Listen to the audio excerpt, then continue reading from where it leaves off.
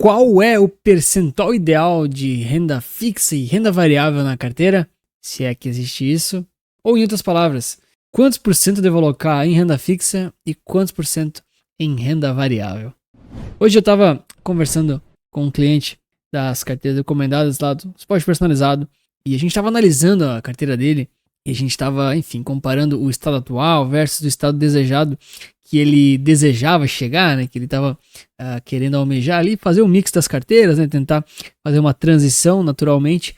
E aí a gente, enfim, começou a fazer uma análise juntos, a gente ficou lá quantos por cento de renda fixa tinha, mas aquela pergunta, ela surgiu, né, poxa, mas qual que será que é o ideal de renda fixa ou de renda variável, né, na carteira aqui, na minha carteira, ele perguntava, né, mas, obviamente esse vídeo aqui, ele é atemporal, então a gente tem que olhar para várias questões e, obviamente, a primeira delas é qual é o seu perfil de risco. Então, por exemplo, naturalmente, se você tem uma aversão ao risco, né? Se você é uma pessoa mais tranquila, você é uma pessoa com uma alocação ali um pouco mais conservadora, né? Menos renda variável, mais renda fixa. Se você é moderado, geralmente é meio a meio. E se você é arrojado, você aí tem mais renda variável do que renda fixa. E obviamente isso vai ter muito a ver com o seu estilo de vida, com a sua personalidade e com aquilo que você suporta ali de variações no mercado, tá? Mas também junto com os seus objetivos. Então, por exemplo, se você está muito próximo a uma aposentadoria, se você está próximo a comprar um imóvel, uma viagem, um carro, casar, fazer algum projeto grande na sua vida, você também tende a ter um pouco menos de renda variável na sua vida, tá? Porque se o mercado desaba, e isso pode acontecer, então você está ali exposto aí a um dinheiro ficar negativo, ter algum tipo de drawdown momentâneo ou até permanente e não conseguir realizar aqueles seus sonhos. Mas então vamos lá. Eu quero saber de você quantos por cento da sua carteira, mais ou menos ali, é de renda fixa e de renda variável e o perfil que você se considera, se é mais conservador, moderado ou arrojado. Então o que eu fiz aqui? Eu trouxe 3 casos aqui de carteiras simuladas, tá? Bem básicas mesmo, tá, pessoal? Assim, por alto, só para ilustrar aqui um ponto, para a gente fazer uma análise juntas, tá? Então, RV de renda variável, tá? Então, quantos por cento de renda variável você tem que ter na carteira para ter um resultado melhor, por exemplo, né? Assim, de cara, importante ressaltar, né? Esse vídeo não é uma recomendação de investimentos e o mais importante não é você achar o melhor que mais rende, é você encontrar aquilo que mais se enquadra no seu perfil, tá? Eu vou comentar isso ao longo desse vídeo. Então eu montei aqui o RV conservador, que tem aqui basicamente 80% de CDI e os outros 10% eu dividia tudo assim, tá? Em S&P, né, o IVVB11 e o resto em BOVA11, tá? Então padrãozão, metade exterior, metade Brasil. E também fiz isso aqui para o caso moderado, que ele é 50% aqui de CDI e os outros 25% dividido em cada um desses ativos de renda variável. Então aqui é um 50-50, beleza? O outro era 80-20. E o arrojado, aí já é um pouquinho mais pesado ali na renda variável, né? Então é 20% em renda fixa e, cara, 40-40 em termos de renda variável, tá certo? E assim eu montei essas 3 carteiras representando ali esses 3 portfólios de forma bem simplificada, né, pessoal? Deixando muito claro, né, as carteiras recomendadas ou o portfólio que eu acho que é o ideal para as pessoas não é nem próximo disso aqui, tá? Isso aqui é meramente um exercício prático para a gente fazer algumas simulações e ver na prática elas, tá? E aí, claro, eu poderia mostrar para vocês um pouquinho aqui do desempenho que essas carteiras tiveram aqui, a volatilidade, o retorno e a comparação com o CDI, né? Praticamente estão sempre batendo aí o CDI, mas o que eu vou fazer, que é o mais certo, é comparar as 3, né? Lógico, essa é a grande sacada aqui e o grande benefício desse vídeo, tá bom? Mas antes de eu comparar, eu só quero mostrar para vocês, tô pegando aqui o exemplo da conservadora, tá? Mas não importa muito a carteira em si, tá? Mas eu já vou chamar a atenção para vocês de uma coisa que vai mudar muito a cabeça aí de quem ainda é um investidor talvez um pouco mais iniciante. Eu tenho mostrado bastante aqui, essa tela aqui do risco e retorno nos últimos vídeos. Tem vários vídeos, eu vou deixar recomendados alguns que eu faço simulações aqui de vários ativos, tá? E ela é muito importante para a gente poder ver na prática e analisar. Quando você tem aqui, né, a sua carteira simulada ou carteira prática, né, mais ou menos nesse ponto aqui que eu sinalizei agora com a seta, né, ela vai ser sempre uma média ponderada dos outros ativos que estão nela, tá bom? Então, aqui embaixo a gente tem o ativo que é de renda fixa, que é o CDI. Aqui no canto a gente tem o BOVA11 e aqui em cima o IVVB11, tá? Obviamente, eu montei essas carteiras com os ativos mais básicos que existem, as proporções mais óbvias, tá? Isso aqui não tá assim ultra bem pensado, até porque já além de levar muito tempo, poderia se enquadrar como recomendação, tá? E essa não é a ideia. Mas aqui vai o primeiro conceito importantíssimo quando você monta uma carteira e está focado muito nessa divisão entre renda fixa e variável. Então, as 3 carteiras têm basicamente os mesmos 3 ativos, tá? E ela vai ficar mais puxada, ela vai ficar um pouco mais exposta, né, a sua carteira. E se ela é conservadora, ela está mais aqui, se ela é moderada, ela está um pouco mais para cá, e se ela é arrojada, ela está um pouco mais para cá.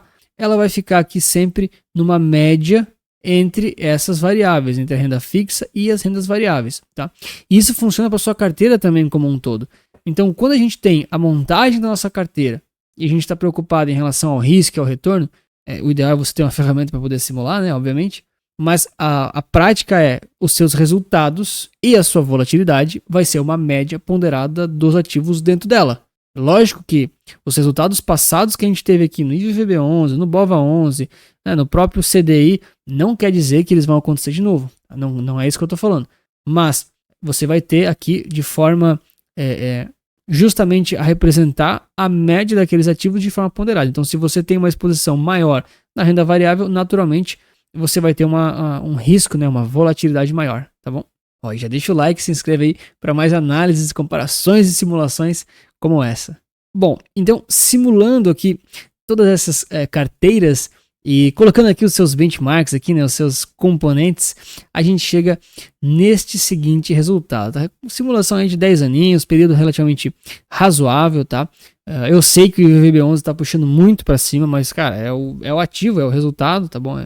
É a vida, né?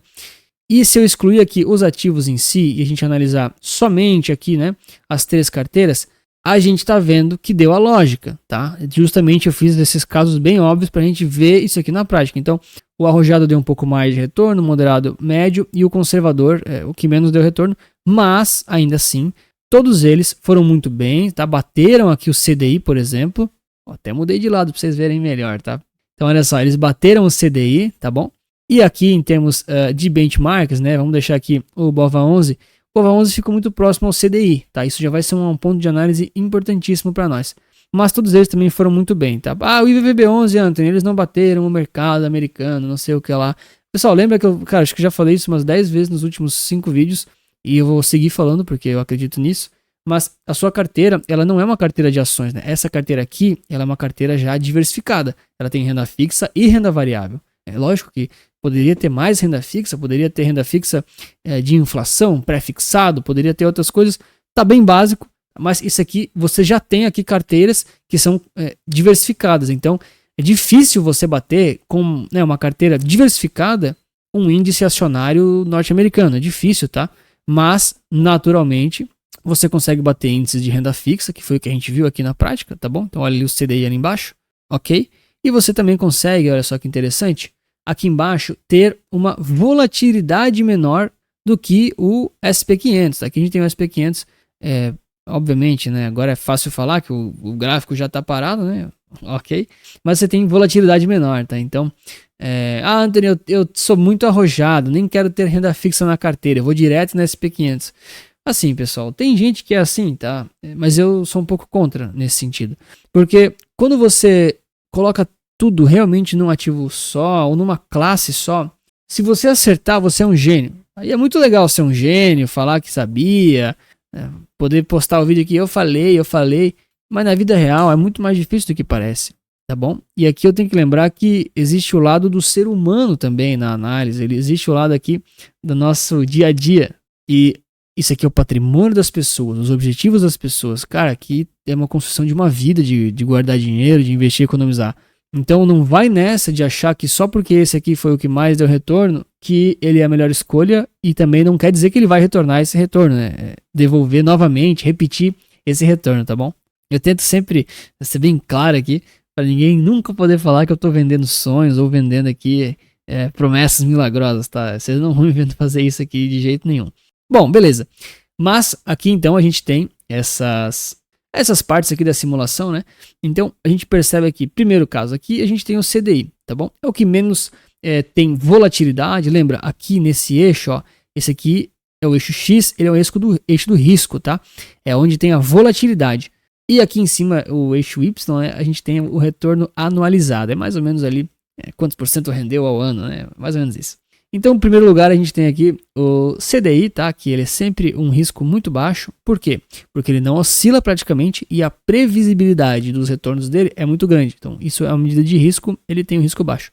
Mas o retorno também não é dos maiores, tá bom? É um retorno bom, Mas também, quando comparado com os outros ativos, ele quase sempre perde, vamos dizer assim, principalmente falando de renda variável.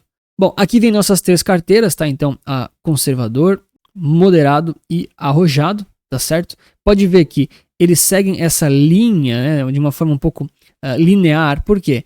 Porque eles têm os mesmos ativos, eles têm a mesma composição de ações ali, né? São os mesmos ETFs e naturalmente a gente tem mais ativo de renda variável no arrojado. Então o risco ele aumenta de acordo aqui com o perfil, né? Naturalmente.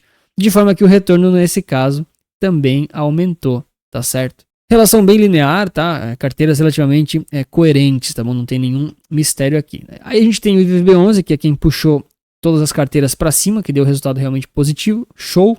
Não quer dizer que isso vai se repetir. E aí a gente tem aqui, ó, o Ibovespa, tá? Que ele tem um retorno abaixo do CDI, tá? Então, teoricamente, o Ibovespa nem bateu o CDI nesses 10 anos e tem um risco muito maior, tá? Meu Deus, muito, muito maior. Se tivesse batido, não quer dizer que é melhor. É um risco muito alto. O risco é mais alto que o IVVB11, entendeu?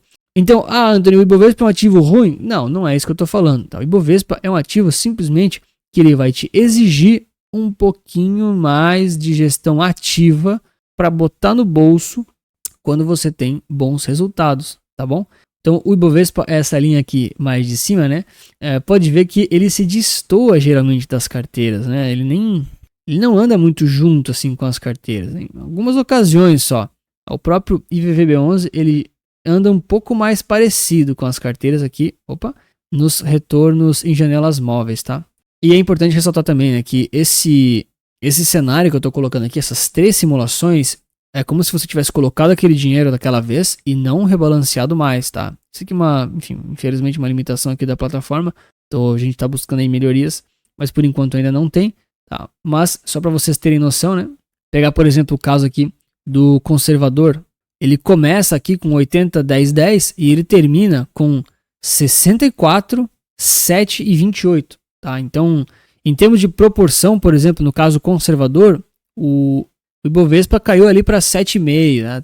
Nem fugiu tanto assim da alocação inicial. Ok. Mas o IVVB11 e o próprio CDI, cara, mudou completamente, né? Aqui era 80 e aqui era 10. Então, cara, triplicou a quantidade de VB11 dentro da carteira, tá? Então, isso aqui é uma exposição um pouco elevada. Certamente, durante o caminho, haveriam aqui rebalanceamentos, tá? Nunca venda total, não é isso, tá? Mas haveriam ali alguns ajustes.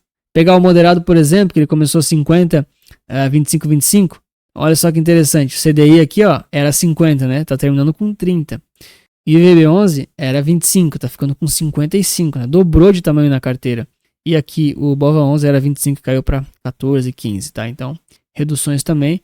Naturalmente, com o passar ali do tempo, se houvesse um rebalanceamento sistemático, a volatilidade seria menor e provavelmente teria também menos retorno, tá? Porque você venderia IVVB11 e a gente sabe que o IVVB11 subiu muito. Agora é fácil saber, né? Mas na hora você nunca sabe, então é muito saudável vender um pouquinho daquilo que está muito acima dos percentuais, tá? E aqui no arrojado, só para realmente mostrar, cara, era 40% de IVV, foi para 70, tá? 70. O próprio CDI aqui, que era 20, foi para 10. E o BOV aqui, né, que era 40 também, virou 20, tá?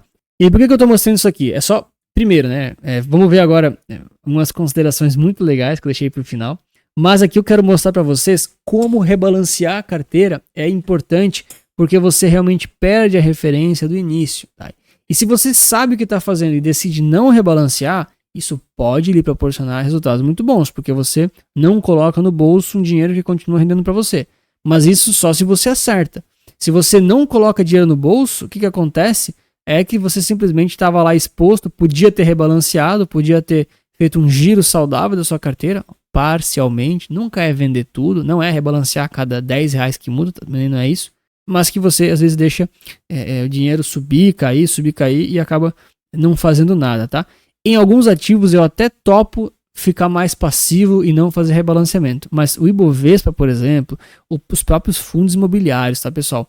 Ativos relacionados aí de renda fixa, aqueles que marcam o mercado.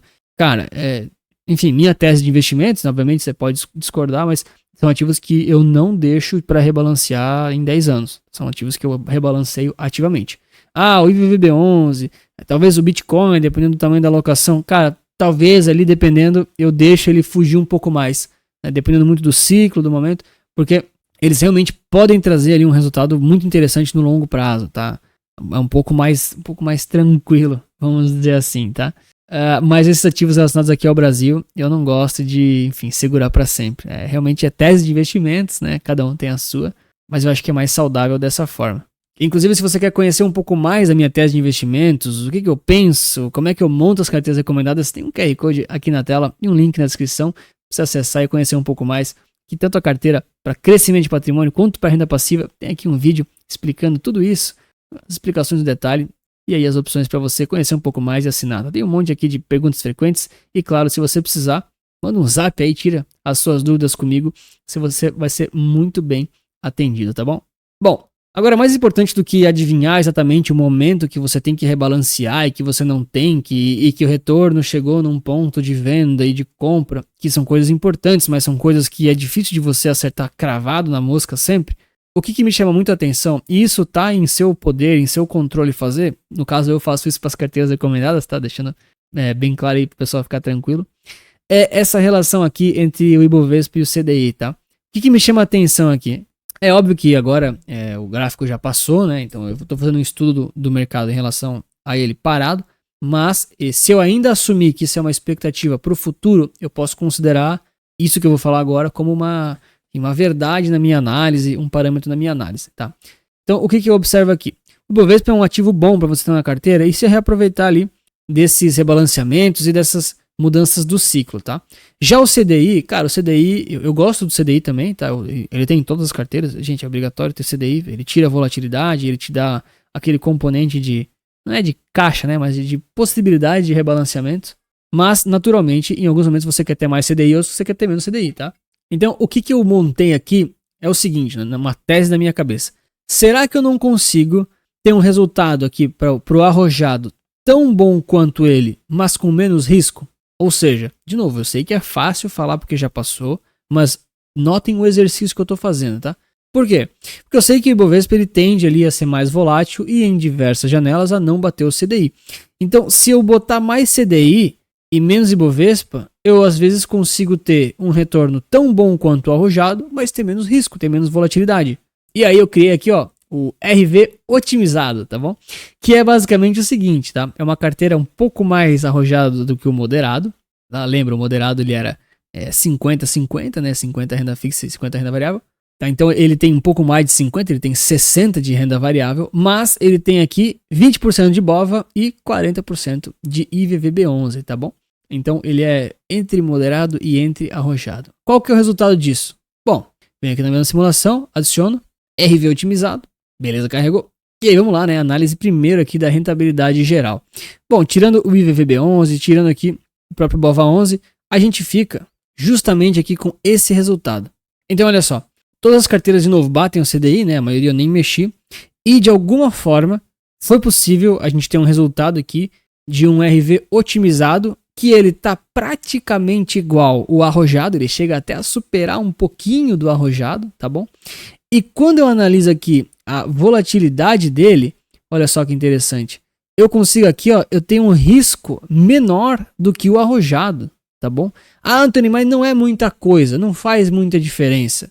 Olha, se você tem muito dinheiro, faz diferença sim, tá bom? Porque você tende a ver menos balanço ali no seu patrimônio, tá bom? Anthony, se tivesse mudado isso daqui e colocado 50% CDI, 10 BOVA11 e 40 IVVB11. Então, só para tirar realmente um pouquinho da volatilidade. Bom, então, novamente, né? Conseguimos aqui bater os índices. Vou tirar aqui o BOVA11 só para não confundir o pessoal. Conseguimos bater os índices e conseguir ficar de novo melhor ainda do que o arrojado, tá? E aí aqui melhorou até um pouquinho mais ainda a questão aqui do risco, né? Da volatilidade, tá? Mas o retorno ainda é meio parecido. Tá? Qual que é o ponto que eu quero falar aqui para vocês, tá? Poxa, naturalmente, Eu sempre falo isso, né? Naturalmente a gente divide isso aqui numa cruz, assim, mais ou menos, né? Num X. Vou colocar aqui, é mais ou menos na metade, tá bom? Então, os ativos geralmente que você vê, né? Aqui nesse quadrante, né? São os ativos que têm, né, maior volatilidade e menores retornos, tá? Esse aqui de cima, ele é o ativo com maior retorno e maior volatilidade. Então, às vezes é uma coisa boa. Assim, você tem que ter ativos nesse lugar, tá? De alguma forma você tem que ter ativos que estão nesse quadrante, senão a sua carteira não sobe, simples assim. Mas você não pode ter muita gente aqui, porque, cara, ali é muito volátil, tá? E aí aqui embaixo, naturalmente, a gente quer ter as carteiras, né? Ou aqui em cima, ou então mais próximo aqui de uma rentabilidade um pouquinho maior, né? Que seriam aqui justamente as regiões, né, de baixo risco e o maior retorno possível, tá? E o risco, ele é uma das coisas mais controláveis que você consegue ter. O retorno não, tá? Mas o risco sim. Então, eu sempre falo isso, né? A gente tem que focar naquilo que a gente pode controlar. E o risco, a gente pode controlar. O risco a gente consegue entender ali pela correlação dos ativos, né? Pela exposição em renda variável, pela exposição em renda fixa, que o risco a gente controla. Já o retorno, enfim, tá à mercê um pouco do mercado também, tá? Mas a ideia sempre é isso aqui que eu quero dizer. Tá? Se eu ficar gerando aqui simulações até amanhã, eu vou conseguir chegar em alguma delas que pode chegar aqui perto desse lugar ideal, tá? Aqui, na real, é risco negativo, tá? Nem existe isso daqui. É daqui para frente, na realidade, tá? Então, aqui em cima, ou aqui em cima, ou aqui em cima, que você tem um baixo risco com um alto retorno, né? Se eu ficar brincando aqui de simulação, uma hora eu vou achar.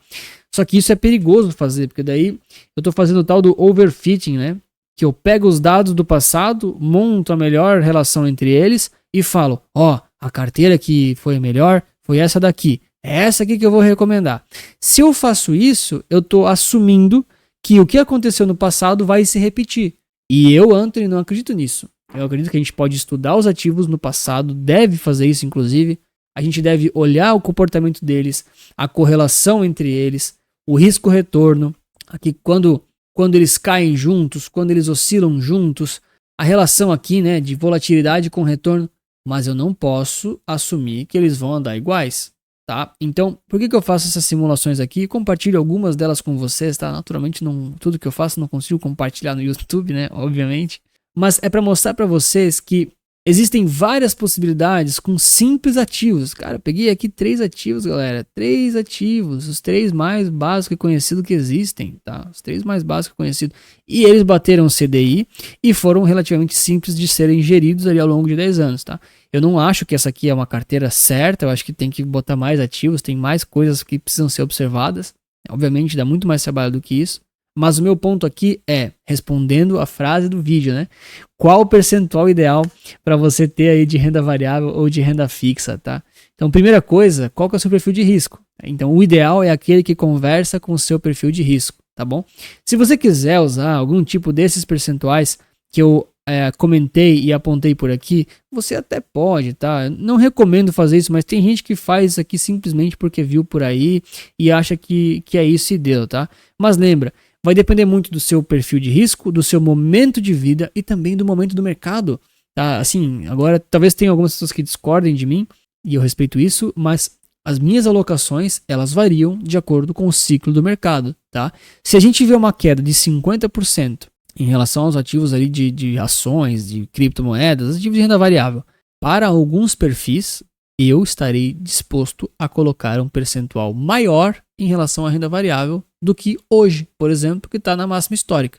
Então, as minhas alocações, existe um core e existe um satélite, já falei isso em outros vídeos, de forma que até certo ponto, não muito, mas um pouquinho, eu me permito, né, eu aceito fazer um pouquinho de gestão ativa para ter mais risco e menos risco, tá bom? Mesma coisa com rebalanceamento, com as correções ali ao longo do tempo, tá bom? Mas aqui acho que ficou bem visual, né? Um exemplo bem claro que a gente deve buscar, tem que tentar isso daqui. Nem sempre a gente consegue. Eu também não consigo sempre, tá? Não sou perfeito, não é isso, não tenho bola de cristal, mas a gente tem que tentar ter retornos similares. Esses retornos aqui foram os mais altos das carteiras, né? Das carteiras simuladas, mas com riscos aqui, volatilidades menores. Esse é o cenário ideal, cara. É isso que a gente assim, tem que tentar buscar esses resultados, tá bom? De novo, não quer dizer que você vai conseguir sempre, não quer dizer que eu vou conseguir sempre. Tem vezes que o mercado vai sangrar, você tem que tentar sangrar menos do que o mercado, depois você tem que rebalancear. Nessas simulações não teve rebalanceamento, mas o objetivo tem que ser esse, tá bom? Lembrando, claro, do seu perfil, momento de vida e aquilo que te deixa tranquilo para dormir.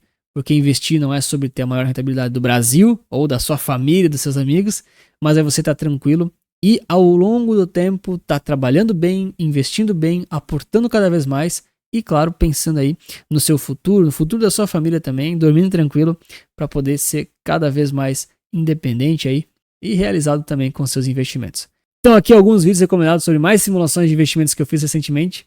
Caso você tenha interesse, e muito obrigado pela sua inscrição e seu like. E lembre-se que investir certo resulta capital.